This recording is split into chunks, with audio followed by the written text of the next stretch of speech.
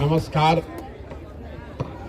आप सबसे पहले तो आपने अपने दिनचर्या से समय निकालकर इतनी देर शाम को यहाँ आए हैं, इसके लिए आपका तहे दिल से शुक्रिया अदा कर रहे हैं, आपका आभार व्यक्त कर रहे हैं।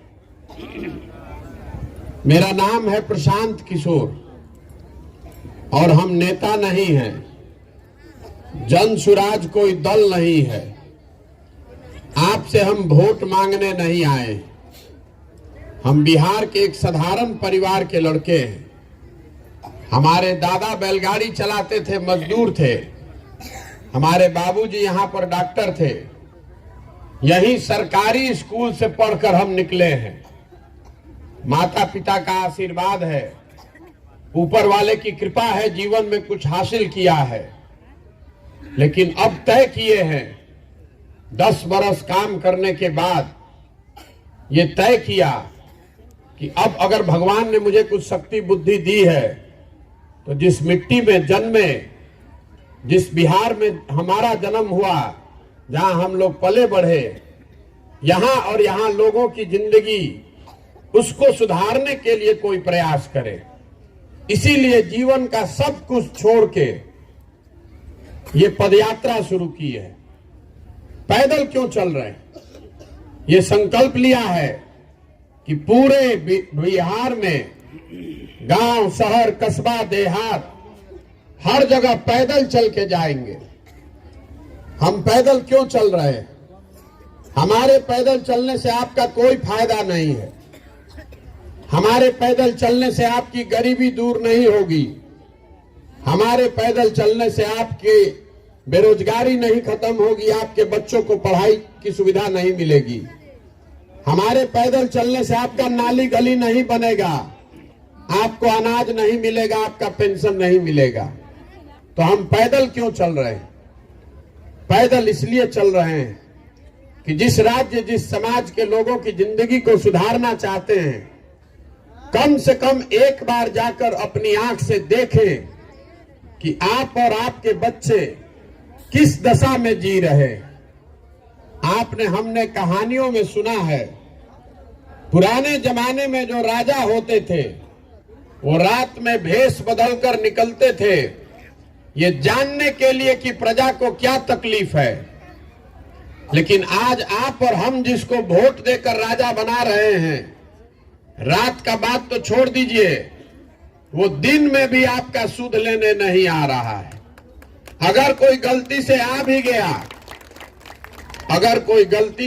भी गया, तो बड़े नेता का तो बात छोड़ दीजिए, छोटा नेता भी जो आता है तो इतना सिपाही लेकर घूमता है, इतना पुलिस लेकर घूमता है कि जनता से उसको भेंटे नहीं है।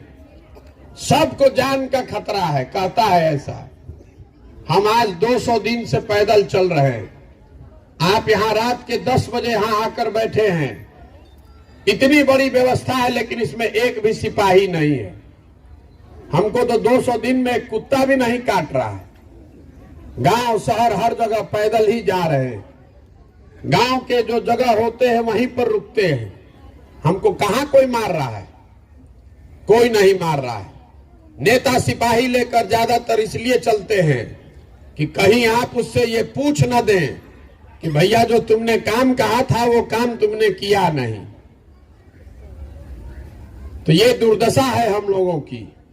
लेकिन मैंने आपको कहा कि ये राजनीतिक दल नहीं है, ये वोट मांगने का अभियान नहीं है। इसलिए हम लोग किसी नेता के खिलाफ कुछ गाली गलौज नहीं करते। आप अपना ज्यादातर समय इसमें बिताते हैं कि किस नेता ने क्या खराब किया। अगर आपके समर्थन वाली सरकार है तो आपको लगता है कि आपकी सरकार ठीक काम कर रही है, विरोधी काम अच्छा नहीं कर रहा है। जो नेता आता है वो यही कहता है कि हम अच्छे हैं, हमने अच्छा काम किया है, हमारे विरोधी ने अच्छा काम नहीं किया, हमको वोट दीजिए, हम आपका काम कर देंगे। तो मैं बिल्कुल उलट बात कह रहा हूं। हम कह रहे हैं कि बिहार में जितने लोग नेता हैं, जिसको भी आपने वोट दिया, जिसकी सरकार बनाई, जिसने जो काम किया या करने का दावा कर रहा है, सबको सही मान लीजिए। ये बहस मत कीजिए कि उसने काम किया कि नहीं। सबके बात को सही मान लीजिए। ये मान लीजिए कि 40 वर्ष तक कांग्रेस ने बिहार में बहुत काम कर दिया। ये भी मान लीजिए कि लालू जी के 15 साल के राज में बिहार में सामाजिक तौर पर पिछड़े हुए लोगों को आवाज मिल गई, सामाजिक न्याय हो गया। ये मान लीजिए कि नीतीश जी और भाजपा के सरकार में सुशासन आ गया। लेकिन अगर सबके बात को सही मान भी लीजिएगा तो भी आज बिहार देश का सबसे गरीब, सबसे पिछड़ा, सबसे ज्यादा भूखमरी, अशिक्षा और बेरोजगारी वाला राज्य है। इससे तो कोई इनकार नहीं कर सकता। इतना बात तो आपको किसी को समझ में आएगा कि अगर 50 वर्ष से सारे दल, सारे नेता मिलकर आपकी स्थिति नहीं सुधार सके तो अगले 50 वर्ष में भी ये नहीं सुधरने वाला है। आपको समझ में ही नहीं आ रहा है कि आपके परेशानी का कारण है क्या। जब तक रोग के कारण का पता नहीं चलेगा तब तक आप रोग का इलाज नहीं कर सकते। आप पहले ये समझिए कि बिहार में इतनी गरीबी है क्यों। दूसरे राज्यों में भी भ्रष्टाचार है, दूसरे राज्य में भी सरकार आ रही है, जा रही है, वहां का नेता भी सब कोई बहुत साधु नहीं है। फिर भी दूसरे राज्यों के मुकाबले बिहार में इतना गरीबी क्यों है, इसको चिंता करने की बात है। हम आपको बता रहे हैं कि आपकी गरीबी इतनी क्यों है। देखिए, दुनिया भर के विद्वानों ने गरीबी से निकलने का 3 ही रास्ता बताया है। पहला रास्ता है पढ़ाई। अगर आपके बाल बच्चे बढ़िया पढ़ लिख जाएं तो पढ़ लिख कर नौकरी पाकर अपना जिंदगी सुधार सकते हैं। दूसरा रास्ता है खेती। अगर आपके पास जमीन है तो खेती करके भी आप अपना जीवन सुधार सकते हैं। और तीसरा रास्ता है पूंजी, पैसा। अगर पढ़ाई नहीं है, खेती नहीं है, आपके पास पैसा हो तो आप दुकानदारी, रोजी रोजगार, व्यापार करके अपना जिंदगी सुधार सकते हैं। बिहार को अगर आप ध्यान से देखिएगा तो आपको पता चलेगा कि यहां ज्यादातर लोगों के पास ये तीनों में एक भी चीज नहीं है। जितना यहां गरीब आदमी है उसके बच्चों के पढ़ने की सुविधा ही नहीं है। आपके बच्चों के पढ़ने की यहां कोई व्यवस्था नहीं है। आप में से कुछ लोग ऐसे हैं जिनके बच्चे प्राइवेट स्कूल में पढ़ रहे हैं, तो आपको लग रहा है कि हमको तो कोई दिक्कत नहीं है। तो आप भी ध्यान रखिए कि आपका बच्चा स्कूल तो प्राइवेट में जा सकता है लेकिन कॉलेज उसको सरकारी में ही जाना है। तो कॉलेज में भी यहां पढ़ाई नहीं हो रहा है। कॉलेज में भी खाली डिग्री बंट रहा है, स्कूल में खिचड़ी बंट रहा है और कॉलेज से डिग्री बंट रहा है। पढ़ाई दोनों में कहीं नहीं हो रहा है। तो जब आपका बच्चा पढ़ेगा ही नहीं तो मजदूर नहीं बनेगा तो डॉक्टर, इंजीनियर, कलेक्टर बनेगा। तो बिहार में ज्यादातर लोगों के बच्चों के पढ़ने की सुविधा ही नहीं है। तो दूसरा रास्ता मैंने आपको बताया, खेती।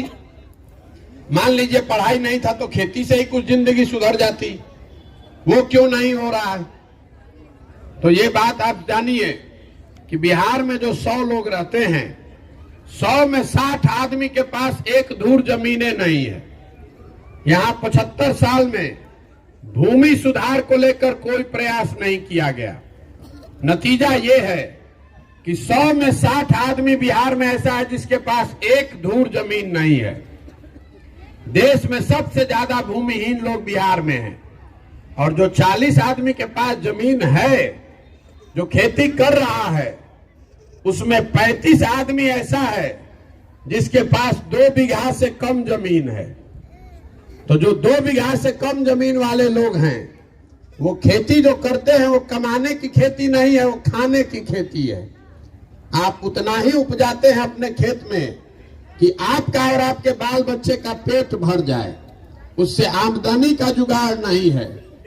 बिहार में सिर्फ 4 से 5% लोग ही खेती के जरिए आमदनी कर रहे हैं। बाकी लोग या तो खेती करके अपना और अपने बाल बच्चों का पेट भर रहे हैं या फिर खेत में मजदूर हैं। तो आपके पास पढ़ाई है नहीं, खेती है नहीं। तीसरा रास्ता आपको बताया मैंने, पूंजी। अगर आपके पास पैसा होता तो कम से कम कुछ नहीं तो 5 को भैंसे पाल लेते, अपने गांव में कोई दुकान खोल लेते, फार्चून किराना खाद का व्यापार कर लेते। तो बिहार में प्रति व्यक्ति औसतन हम लोग 35,000 रुपया कमाते हैं साल भर में। देश में प्रति व्यक्ति एक आदमी औसतन कमाता है 1,45,000 रुपया, और बिहार में हम लोग कमा रहे हैं 35,000। तो इस महंगाई के जमाना में 35,000 रुपया में आप खाइएगा क्या, बचाइएगा क्या, और पूंजी कहां से लाइएगा? तो जब आपके पास शिक्षा है नहीं, खेती है नहीं, पूंजी है नहीं, तो आप गरीबी से निकलिएगा कैसे? जितना हाथ पांव मारना है मार लीजिए, 10 घंटा काम कीजिए कि 12